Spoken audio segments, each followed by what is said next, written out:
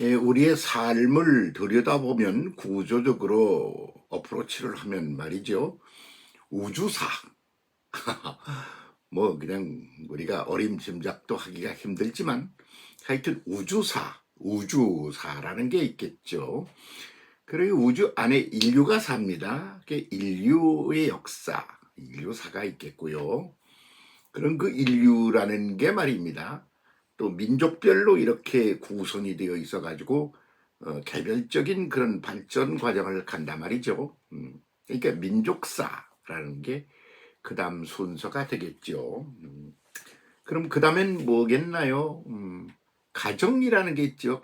가족사가 있습니다. 그리고는 개인입니다.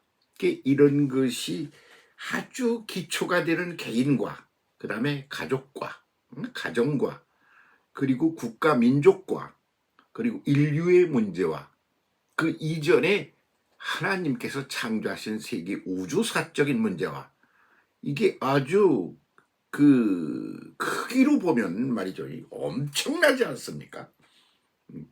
그 맨 끄트머리에 기초 단계에 있는 이 개인의 얘기, 내 얘기, 나 얘기, 너의 이야기라는 거, 그거 설명 따로 하고, 그리고 가족 이야기 따로 하고, 민족 이야기, 그리고 뭐 인류 이야기 이런 거 다 따로 하지만 그러나 그 구조적으로는 동일체다 이겁니다. 같은 구도로 존재하는 거죠. 그래서 그거를 이해하면 아주 쉬워지는데 한 부분에만 매달리면 전체를 이해 못해서 또 이거 해야 되고 저거 해야 되고 복잡하고 그러고 제대로 된 이해도 하기가 힘들어지고 그렇죠. 그래서 맨 먼저 우리가 생각해야 될 것은 하나님의 창조입니다. 그 하나님의 창세기 1장 1절의 논리와 기본 틀 구도가 고스란히 아담과 하와 에덴으로 내려오고요. 그것이 아담과 하와가 거기서 쫓겨나 가지고 세상에서 사람이 삶을 산단 말입니다.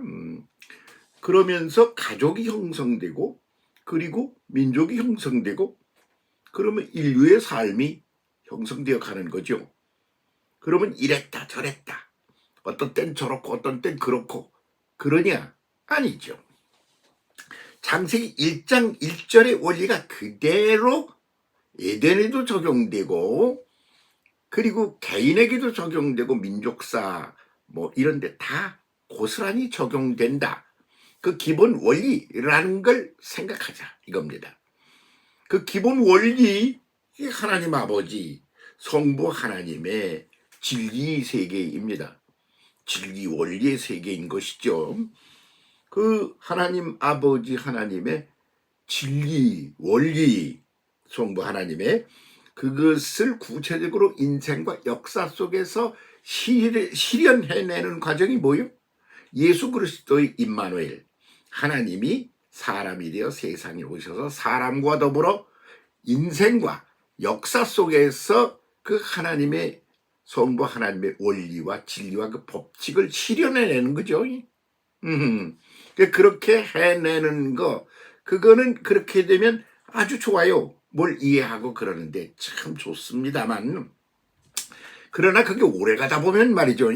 성부 하나님의 진리 원리도 놓치고 그래서 기본적인 그런 대원리로부터 떠나가지고 그 인생이 몸 가지고 육체를 가지고 살아가는 이 세상에 그런 어떤 법칙 그런데 얽매어서 그래서 이렇게 아주 규모가 작아지고 그리고 좁아지고 그래서 전체를 이해 못하는 약점이 생기는 거죠. 예, 그래서 예수 시대 참 좋습니다만 거기에 그런 한계가 또 있다는 걸 이해하는 거죠. 그래 그걸 극복하고 넘어가는 길이 뭘까요? 성령 시대가 열리는 겁니다. 그 영성 시대가 열리면 뭐 해야 되나요? 그 창세기 1장 1절부터 에덴 동산으로부터 애굽에서 탈출하는 거로부터 시작해가지고 인류 역사가 전개되고 진행되고 그러는 이야기 히스토리 전체를 한꺼번에 볼 줄 아는 뭐 이런 거를 이제 구체적으로 우리 내면 속에서 아주 자연스러우면서도 구체적으로 현현시켜내는 거, 그게 성령시대의 과제이겠죠. 그러므로 이제 성령시대가 온다, 우순절 날이 이르면 하는 예수 그리스도의 그 예언적인 말씀이야말로 미래 시대가 어떻게 가야 될지를 아주 정확하게 한 문장으로 그냥 딱 찍어낸 거죠. 그거를 거기에 눈을 제대로 못 뜨면 그러면 그냥 뭔지도 모르고 방향 감각이 없이 헤매는 거 된다 말입니다. 방향 감각도 없이 헤맨다?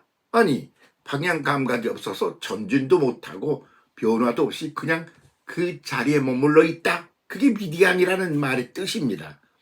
모세가 미디안에서 40년을 거기서 속된 말로, 속된 표현으로 개기지 않습니까? 그 뭐요?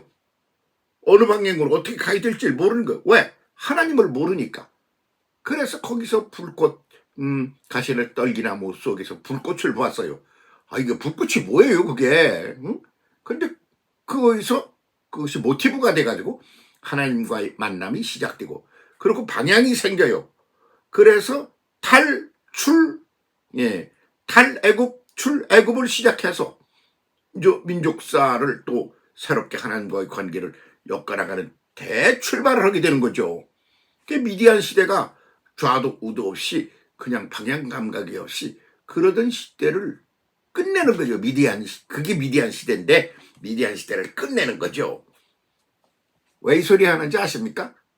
지금도 성령 시대가 한참 신나게 전개되어야 할 지금도 미디안에서 그냥 있는 사람이 말이야, 뭐 얘기할 거 뭐 있어요. 그냥 다 아이고 뭐 그냥 아이고 이렇게 얘기하면 욕먹기 또갈맞아서 가만 그냥 생략하겠습니다만은 아직 미디안에서 방향 감각이 없어. 그러면 안 된다 말이요. 그래서 생각해 봐야 될 게 있어요. 나는 누구냐? 이거예요. 나는 지성과 감성으로 만들어진 존재예요. 그럼 그것이 조금 확대된 게 뭐냐? 남녀 부부관계예요. 남자는 지성적이고 여자는 감성적이다. 이건 이런 말입니다. 그런 존재가 살아가던 최초의 그 공간이 어디냐? 에덴입니다. 그래서 에덴에서 아담은 뭐냐? 그러면 하나님 말씀대로 원리대로 진리대로 살아야 돼. 그리고 하와는 뭐냐? 그러면 아이고 저것 좀 먹고 싶어, 저것 좀 갖고 싶어. 그러니까 감성과 지성의 이런 융합이 이루어지는 저야 하는 그런 작업을 해야 되는 게 그게 어디였어요? 에덴이었던 겁니다. 그러니까 그게 안 되면 탈출시키는 거예요. 그러면 하나님이 맨 먼저 만들 때 창세기 1장 1절에 뭐라고 그러느냐? 하나님이 시작의 때에 천지로 만들다. 그게 만들었다 아니에요. 만들다입니다. 현재 진행형입니다. 그래서 그렇게 진행되어 가는 게 내 개인이고요. 나도 내 속에 있는 지성과 감성이 융합이 돼서 가야 되는 거예요. 그런데 감성이 지성에게 어떻게 돼요? 복종을 해야 되는 거예요. 지성을 따라가며 감성이 행복을 누려야 된다 그 말입니다. 그래서 성경 말씀에 보면 무슨 말씀이 나옵니까? 골로새서 3장에 보면 아내들이여 남편에게 복종하라. 이것이 그리스도 안에서 아주 지극히 당연한 일이다. 그런 문장이 나오거든요. 그걸 공자문명적인 것으로 보면요, 아주 이거는 말이죠, 그냥 인류의 정신사를 망가뜨리는 거 되는 거예요. 그러면 거기에 들어있는 그 생생하고도 생기 있는 음성이 뭔지를 똑바로 이해해야 성령 시대를 제대로 가는 게 될 겁니다. 이달은 5월은 가정의 달이고, 그리고 이 달에는 성령 강림주일도 있고 성령에 매달려야 할 때입니다. 그 5월을 지나가면서 반드시 거쳐야 될 것이 뭐냐? 가정 이야기. 그 가정 이야기를 통하여 내 개인 이야기, 민족 이야기, 인류 이야기, 에덴 이야기, 하나님의 창조 창세기 1장 1절 이야기로 거기를 거쳐와야 된다 그 말입니다. 그 얘기 좀 한번 해봅시다. 궁금하죠? 감사합니다.